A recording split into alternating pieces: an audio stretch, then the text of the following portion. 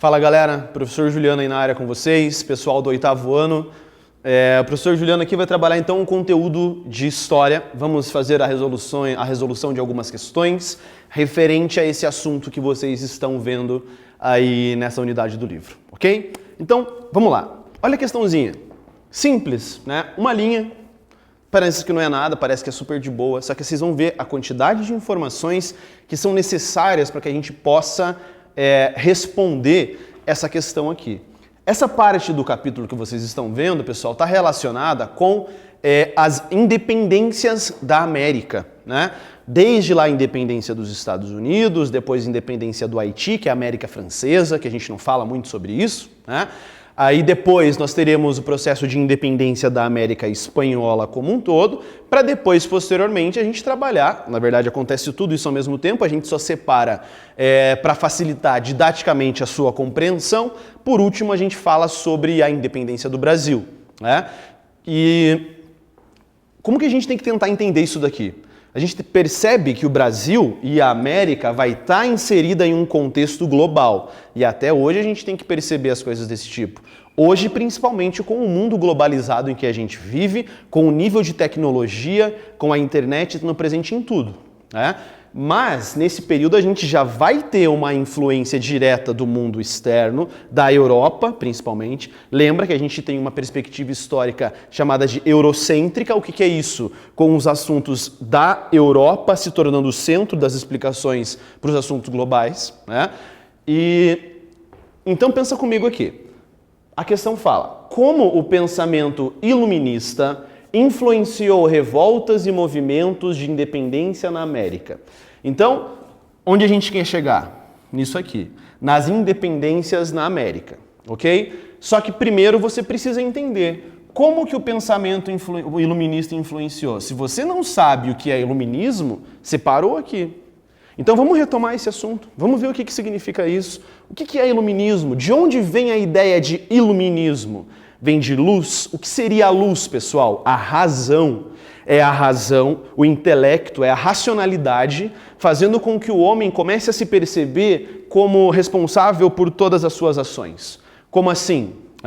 A razão deve ser a explicação das coisas e não mais a fé, como a gente tem até o período medieval e ainda durante o período moderno, né? É a razão ganhando o centro das coisas, é o ser humano se tornando protagonista e responsável pelas suas ações. Então, o pensamento iluminista, onde ele surge? Na França, na Inglaterra, na Suíça, ali também, durante o século XVIII. Nós temos lá o John Locke, já na Inglaterra, sendo considerado um pensador iluminista, né? Depois, na França, ali do período do chamado Antigo Regime, lembra lá do Antigo Regime que você tem a monarquia absolutista, você tem o mercantilismo e a sociedade estamental existindo, né? É nesse desenvolvimento que a gente tem do século XVIII que surge o pensamento iluminista. O pensamento iluminista, pessoal, ele é uma reação à sociedade do Antigo Regime. É uma maneira nova de perceber a sociedade, né? E aí nós teremos inúmeros pensadores aqui desse período que vão começar a desenvolver ideias do seguinte ponto: o ser humano tem que se tornar o centro das coisas. A gente tem que separar Estado e religião, o que a gente chama de laicismo, né? A laicidade do Estado, ou seja, o Estado é uma coisa, a religião é outra. Os pensadores iluministas, eles são contrários à chamada sociedade estamental. O que era a sociedade estamental? Aquela sociedade que, como está, fica. Por isso estamental, parecida com uma sociedade de castas indiana. Lembra? Você tem o clero, você tem a nobreza e embaixo você tem o chamado terceiro estado. Quem fazia parte do terceiro estado? O povo e a burguesia. Que depois, mais pra frente, nas próximas aulas, pessoal, a gente vai ver a Revolução Francesa, que é como que esse povo tomou conta do poder e retirou a nobreza do poder, certo? Então, os iluministas vão ser contrários a essa ideia de sociedade estamental, de que tem que ser dividida dessa maneira rígida, sem mobilidade, ou melhor dizendo, com baixa mobilidade social. Os iluministas vão criticar o poder absolutista dos reis. O rei não tem que mandar em tudo sozinho. O poder tem que ser dividido. Quem vai dizer isso? O Barão de Montesquieu. Ele desenvolve a ideia que a gente tem até hoje aqui no Brasil, que é a separação dos poderes em três. Quais são? Executivo, legislativo e judiciário. Depois no Brasil a gente vai ter o quarto poder. Brasil é Brasil, bicho. Sempre vai ter alguma mudança no meio do caminho. Tá? Mas o Montesquieu fala, o poder não pode ficar concentrado nas mãos específicas, exclusivas do monarca. O poder tem que ser dividido. O poder tem que ter o executivo, tem que ter o legislativo e tem que ter o judiciário.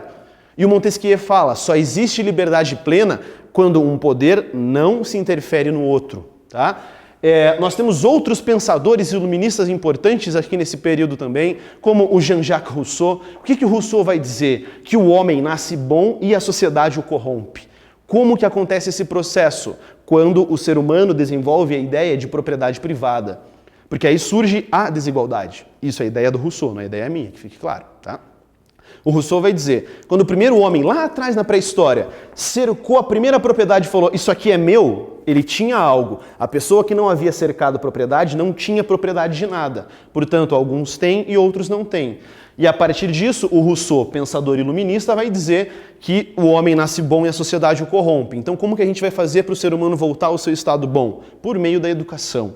A educação tem que moldar o ser humano para que ele se torne livre. Né? O Immanuel Kant, que é um pensador alemão, um dos principais pensadores do iluminismo que a gente vai ter. Se você tiver um tempinho, quando você for mais velho um pouco, leia um texto dele chamado O que é o esclarecimento? É uma pergunta que ele vai responder, é um texto essencial para a compreensão do pensamento iluminista. Ali ele vai dizer, o homem tem que se tornar responsável. Ali é onde ocorre a emancipação do ser humano. Tá? É o ser humano sendo responsável pelas suas ações. Não apenas colocando a igreja como sendo responsável por tudo, nem por Deus. Né? E aí, pessoal, o pensamento iluminista, vejam quantos pensadores que eu já citei, são vários outros além deles. Né? Nós temos um lema do iluminismo, que são liberdade, igualdade e fraternidade, que estão até hoje nas cores da bandeira da França, o azul, o branco e o vermelho. Então, os pensadores iluministas, eles prezam por liberdade, prezam por igualdade e prezam pela fraternidade. Feito essa retomada enorme que a gente está fazendo até agora, vamos voltar para a questão. Como o pensamento iluminista influenciou revoltas e movimentos de independência na América? Olha só, os países aqui da América, pessoal, eram colônias dos países da Europa. Os países da América tinham independência? Não. Eles eram livres? Não. E qual é o lema do iluminismo? Liberdade, igualdade, fraternidade. Portanto, esses países agora, no desenvolvimento do século XVIII, vão querer buscar também a sua independência. Por quê? Eles vão querer ser livres. Eles vão observar, vão ouvir essas ideias lá da Europa e vão começar a colocar elas em prática. Um exemplo claro que a gente tem aqui no Brasil é o Tiradentes. Né? O Tiradentes vai tentar pôr em prática, vai separar ali a região de Minas Gerais do Brasil, rompendo com o que a gente chama de pacto colonial. Então, olha só, como o pensamento iluminista influenciou revoltas de independência na América? Vamos colocar uma respostinha aí, então? As ideias de liberdade, igualdade e fraternidade. As ideias de liberdade, igualdade e fraternidade serviram de base ideológica para os movimentos de independência na América, certo? Pode pôr um ponto final ali. E é isso aqui que você tem que ter na tua cabeça. A relação entre iluminismo e as independências da América. Porque quando você começa a estudar isso no teu livro, você fica, meu Deus, mas são tantas independências de tantas colônias, de tantos vice-reinos da América Espanhola, eu vou ter que saber de tudo isso? Seria o ideal, mas a gente sabe que a gente não trabalha com isso. Então, entenda que as ideias de liberdade, igualdade e fraternidade vão ser a base para esses movimentos de independência aqui da América. Praticamente todos eles. Estados Unidos, Haiti, os outros vice-reinos e o Brasil também estão todos relacionados com essas ideologias aqui. Ok? Vamos para a próxima questão? Questãozinha número 2. Beleza? Por que podemos dizer que os movimentos de independência das 13 colônias tinham relação com os acontecimentos internacionais?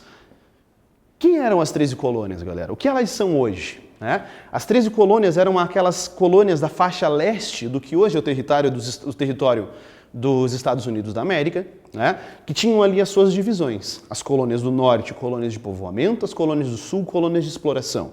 O contexto da sua colonização é naquele contexto também de grandes navegações, principalmente incentivados pela Rainha Elizabeth I, né, que vai incentivar a vinda de imigrantes aqui e darão origem posteriormente às 13 colônias.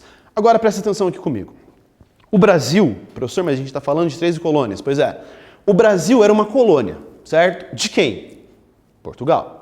Então, nós temos uma relação no pacto colonial que é a seguinte, pessoal. Nós temos sempre dois agentes funcionando, a metrópole e a colônia.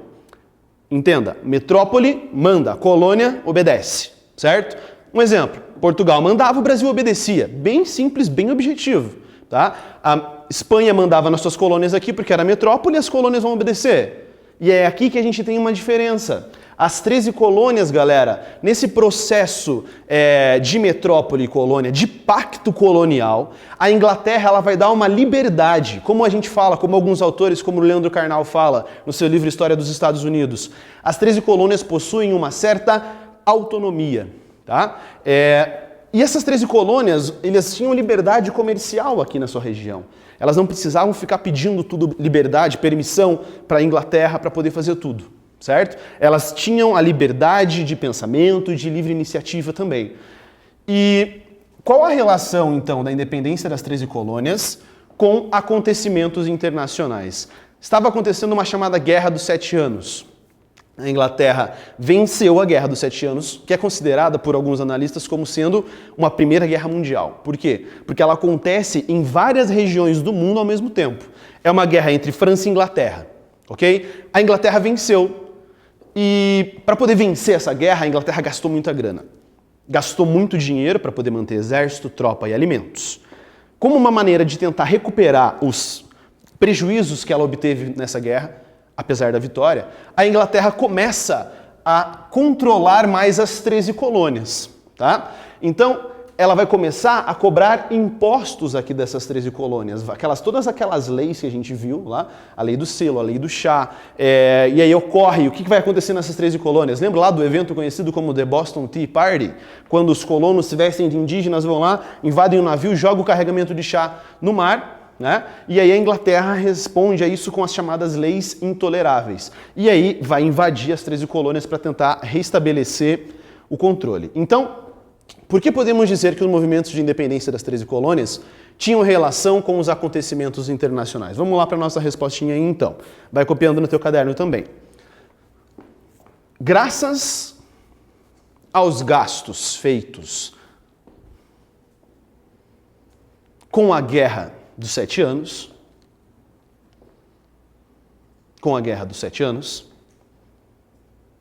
a Inglaterra decide cobrar os prejuízos da guerra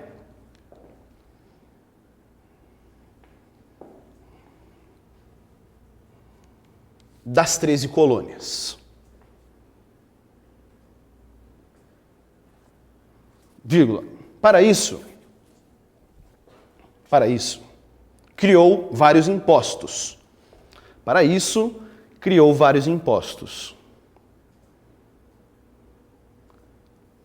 Que geraram um enorme descontentamento dos colonos e, posteriormente, ao início do processo de independência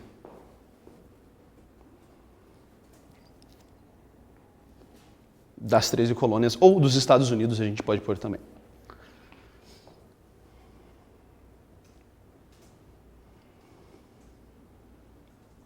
Beleza? Então, ó, aqui a gente está explicando a relação internacional na independência das 13 colônias, que mais pra frente a gente fala especificamente sobre esse processo de independência. Valeu, galera? Então, estudem, né? Aproveitem esse tempo que vocês têm, as videoaulas disponíveis que vocês estão tendo aqui, e se dediquem, vejam como que a pergunta ela é simples, mas ela gera um enorme raciocínio que você precisa lembrar desses conceitos específicos. Ok? Forte abraço para vocês e até a nossa próxima aula.